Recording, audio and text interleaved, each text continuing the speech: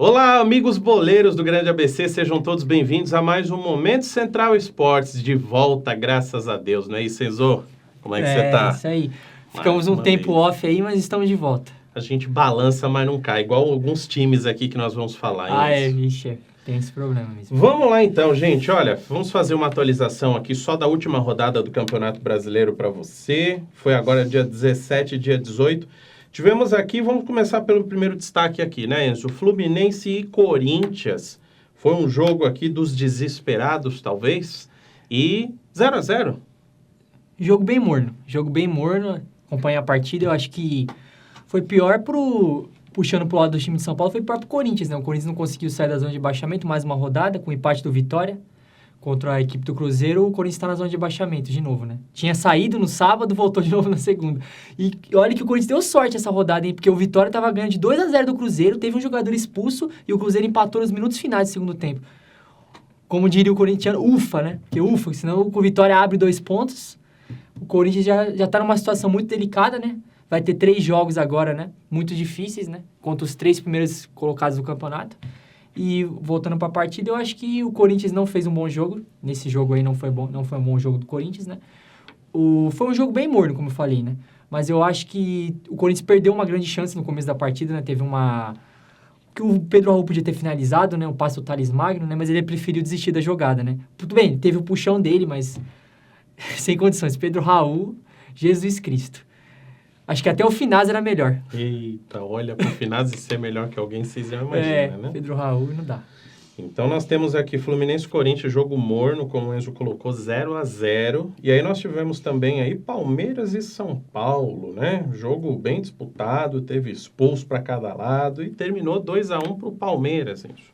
Sim. No caso, teve só um expulso, foi só o Luciano.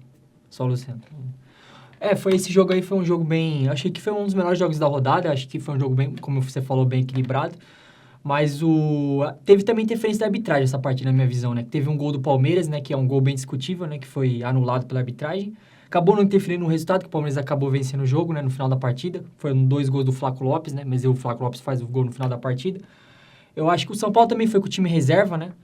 Que tava poupando para a Libertadores. O Palmeiras também, mas o time do Palmeiras reserva é mais qualificado que o time do São Paulo, né? E teve um episódio também lamentável da partida, né? Que foi a lesão, né, do Patrick, né? O lateral esquerdo de São Paulo, né? Que acabou entrando na ambulância, né? A gente torce para a pronta recuperação dele, né? Que ele fraturou a clavícula, né? Então, a gente torce para isso. E eu acho que esse jogo aí demonstrou que o Palmeiras deu uma evoluída, né? Nas últimas partidas, que o Palmeiras vinha muito mal, né? Até contra o Botafogo não fez um bom jogo até. Mas acho que esse jogo aí o Palmeiras jogou bem, apesar do time reserva. Isso aí. Então, nós tivemos esse clássico aí. E nós temos agora a rodada de número 24, né? O meio da semana não teve Campeonato Brasileiro por conta da Sul-Americana. E a gente já vai falar sobre os jogos da Sul-Americana. Vamos falar sobre a próxima rodada, Enzo. Nós temos aqui Palmeiras e Cuiabá amanhã às 18h30. Esse jogo acho que o Palmeiras é favorito. É um jogo que, assim, o Palmeiras pode até ajudar o Corinthians, né? Por conta que o Cuiabá está brigando também contra o rebaixamento, né? Na zona da degola. Tá em 18º, é um jogo que se o Palmeiras vence, o Cuiabá tem tudo bem, o Cuiabá tem 2 jogos a menos, mas se o Palmeiras vence é bom pro Corinthians, né? Aí nós temos aqui uma prévia do Sul-Americano, Fortaleza e Corinthians, domingo às 16 horas. Exatamente, acho que um dos melhores jogos da rodada, né? Que eu acho que Fortaleza brigando para retomar a liderança do campeonato, né?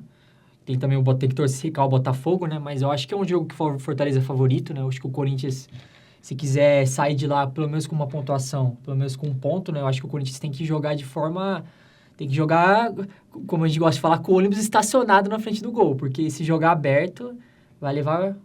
A tendência é o Fortaleza ganhar fácil. Se jogar aberto, sim. Vamos ver como que o Ramon Dias vai escalar a equipe, né? Vamos ver como ele vai armar a equipe. Acredito que deva ter voltas, né? O Thales Magno deve voltar, né? Não atuou contra a equipe do Bragantino, né, pela Sul-Americana. Talvez tenha estreia de jogadores novos, né, que tem o Martínez, né, o volante venezuelano, talvez ele estreie nesse jogo. É que ele ainda não foi anunciado pelo Corinthians, né, mas pode ser que ele seja anunciado ainda hoje e ele estreie, né, que ainda tenha o visto de trabalho, né. Pode ser que também tenha o retorno do Ranieri e também do Romero, mas eu acho que, para começar a partida, acredito que o Ranieri e o Thales. E aí nós temos aí o terceiro time que vai jogar em favor do Corinthians. São Paulo e Vitória. Domingo, às 18h30. O problema desse jogo aí é que o São Paulo provavelmente vai poupar a equipe, né? Equipe titular, por conta que teve o jogo ontem da Libertadores, né? Classificação do São Paulo. Eu acredito que esse jogo aí o São Paulo deve vir com o time reserva, porque também tem Copa do Brasil na outra semana, né? O São Paulo vai enfrentar a equipe do Atlético Mineiro, pela Copa do Brasil. Então, eu acho que esse jogo aí o São Paulo deve vir com o time reserva. E o Vitória, né? O Vitória costuma se dar bem, né? Contra essas equipes reservas, né? Porque você vê o Vitória, umas semanas atrás, ganhou do Palmeiras reserva, no Allianz Parque. Espero que o São Paulo jogue bem, né? Dar uma ajuda, né? Que eu acho que, às vezes, os times têm que ter uma ajuda, né? Apesar de ser rival, né? Muitas vezes as equipes ajudaram, né? É um momento, né? Times de São Paulo unidos em prol do Corinthians. Essa é a rodada decisiva. Realmente é o contrário, né? Mas tudo bem. Então, a gente vai ter que ver o que vai acontecer, mas é óbvio que ninguém vai jogar ponto fora, né? A gente vê que realmente vai ser uma rodada disputada para os times paulistas e, neste momento, aí, o grande beneficiado aí com as vitórias será o Corinthians, caso elas venham, ou pelo menos empate aí como o Enzo Friso, tá bom? Então, semana que vem nós vamos repercutir essa rodada mais uma vez. Você vai acompanhar aqui conosco sempre aí as melhores opiniões aqui conosco com o Enzo Cardoso, ok? Vamos falar um pouquinho agora sobre Sul-Americana, né? Teve rodada agora no meio da semana. Foi rodadas emocionantes, não é isso, Enzo?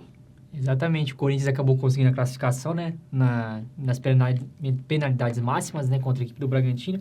Num jogo que, assim, o Corinthians estava com o jogo ganho. Foi inadmissível o que aconteceu nesse jogo. Tava 1-0 pro Corinthians até os 76 do segundo tempo. O Corinthians conseguiu levar 2 gols, na verdade até os 72, né? Que levou 2 gols em 4 minutos. Você vê, até o primeiro tempo do Corinthians foi muito bom. Acho que até foi o melhor primeiro tempo da equipe do Corinthians desde que o Ramon Dias assumiu. Acho que foi muito bom o primeiro tempo do Corinthians, só que o segundo tempo, não sei o que aconteceu. Eu achei até que foi erro do Ramon Dias, né? Recuou muito a equipe, né? E demorou muito para mexer. O Bragantino cresceu na partida. Já estava desde o começo da partida, né? Desde o começo do segundo tempo já estava atacando bastante. Só que aí o Corinthians levou 2 gols em 4 minutos, isso não pode acontecer. Principalmente no Campeonato Brasileiro, que o Corinthians briga para não cair. Imagina o Corinthians tá ganhando, vamos dizer, do Flamengo, por exemplo, de 1-0, leva uma virada, imagina? Não dá para desligar, né? Porque quando a gente traz para outros campeonatos, a gente viu que foi exatamente o que aconteceu com Botafogo e Palmeiras também na Libertadores, né? Exatamente, o Botafogo levou 3 gols em 7 minutos. A sorte do Botafogo é que o terceiro gol foi anulado pela arbitragem de vídeo, né? Pelo VAR. Então, nós temos aqui o segundo jogo das oitavas de final, né? Nós tivemos aí Racing e o Huachipato, não conhecia esse time. É do Chile. Do Chile? Do Chile. 6-1 pro Racing. Esse aí jogo aí. Corinthians e Bragantino foi um jogo disputado, segundo jogo. O resultado foi igual ao resultado do Corinthians no primeiro, né? Que ganhou por 2-1 e agora perdeu por 2-1. Foi para os pênaltis e Hugo foi o salvador. Estão chamando de Hugo Souza. Né? É que também, né, o cara... eu vou te falar uma coisa, desde que eu acompanho futebol, eu nunca tinha visto um goleiro pegar 3 pênaltis seguidos. Nunca tinha visto.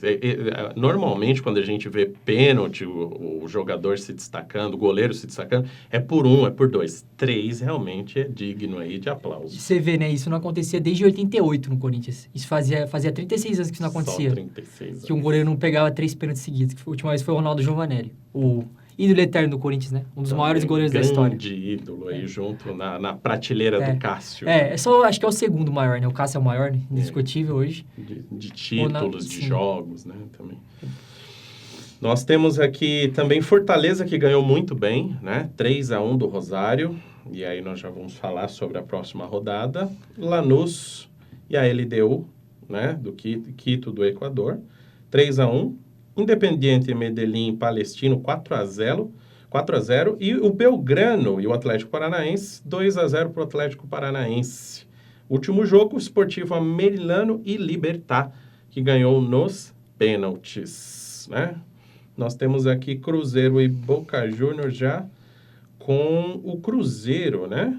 Conseguiu aí a passada também com um jogo bem complicado. E falando em Cruzeiro, né? O Cássio, né? Que é o especialista em pegar cobrança, era no Corinthians, né? Você vê, não pegou nenhuma cobrança ontem. Nenhuma. Pra ver, né? E aí, nesse momento, a torcida deu graças a Deus. A única que o Boca errou, né? Foi 5-4. O Cruzeiro converteu todas as cobranças. Foi uma que o cara do Boca foi bater a bola e jogou na lua a bola. Chutou lá fora do estádio. Derrubou a grua do câmera. Exatamente. Vamos lá, então, a quartas de final, primeira rodada também aí, só que dia 18 de setembro, né? Que aí vai confirmar, vai ter o sorteio para definir o mandante, é isso? É isso. 18 de setembro, Fortaleza e Corinthians, esse é um jogaço. Como nós falamos, vai ter uma prévia no Campeonato Brasileiro já nesse domingo.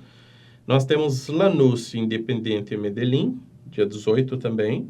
Libertad e Cruzeiro, dia 18, e Atlético Paranaense e Racing, dia 18. Mas né? eu acredito que Previstos. se for questão do mando de campo, se eu não me engano, é por conta de campanha. Eu acho que pela campanha, acho que o Corinthians decide em casa. A campanha do Corinthians foi melhor que a do Fortaleza. Então, a princípio está confirmado, não sei, porque tem rodadas que eles fazem a via de sorteio também, Sim. né? Se for por campanha, Então, entra como os torneios da Conmebol costumam ser pela campanha. Quem tem a campanha melhor decide em casa. Eu acho que, se eu não me engano, a campanha do Corinthians na primeira fase, na fase de grupos, foi melhor que a do Fortaleza. Então, o Corinthians deve decidir em casa, provavelmente, na Neoquímica. É isso aí. Então, agora você está devidamente atualizado. Semana que vem nós não vamos falar de Sul-Americana, nós temos aí um apanhado rápido na Libertadores e vamos falar de Copa do Brasil, né? Tem rodada no meio da semana que vem. E semana que vem também já vamos falar sobre eliminatórias da Copa, que é algo que a gente tem que lembrar que a gente não está bem também, né, Enzo? O Brasil está muito abaixo, né? Vamos ver agora com o Dorival, né? Começando a sua trajetória nas eliminatórias, né? Tá tendo a convocação agora, né? A gente divulga semana que vem. E vamos ver quem vai ser convocado, né? Tomara que tenha convocações mais, como é que fala? A gente gosta de falar. Mas robustas, né? Robustas, mas com o futebol de hoje, né? Exato. Bastante jogador do futebol brasileiro, eu acho que precisa. Acho que a gente precisa ter uma mescla. Claro, tem que ter os europeus, os jogadores que jogam na Europa. Mas alguns jogadores estão merecendo passagem. Caso do Estevão, caso do próprio Matheus Pereira do Cruzeiro. Esse cara eu acho que tem que ser convocado. Não pode ficar fora. Vamos ver agora. Vamos ver a convocação, né? Esperamos. Estamos ansiosos porque o Brasil vai ter uma missão muito difícil, né? De tirar os pontos perdidos, se classificar bem para uma próxima Copa do Mundo e a gente chegar com condição de título. Está faltando isso no futebol brasileiro para a gente eliminar de vez por toda a nossa síndrome de vira-latas. Agora que você está devidamente informado sobre os principais campeonatos que estão acontecendo, aproveite bem o seu fim de semana. Até o próximo encontro. Um abraço.